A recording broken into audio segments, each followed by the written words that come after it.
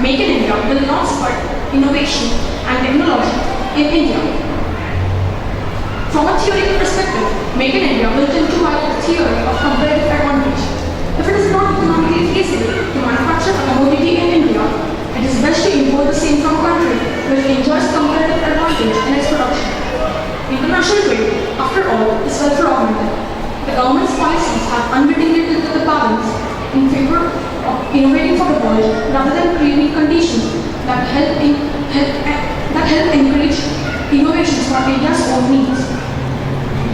A relative neglect of the world economic scenario may not be global or Make in India campaign. While the US and Japan economies are yet to recover from the economic crisis, and with the EU countering, one needs to be wary about the demand side of Make in India. The call of the incumbent RBI government to Make for India should be put to good use. A focus on Make for India will spur Make in India. We have the opportunity to get it right this time.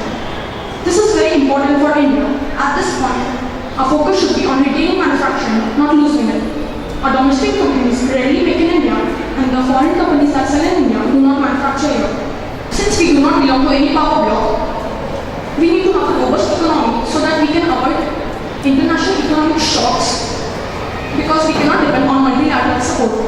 The exploitation of natural resources would also be very huge. Given the low reserves of oil and natural gas and depleting water resources throughout our country, there would be a huge pressure on the other natural resources. One cannot also oppose the law of nature. We cannot just keep on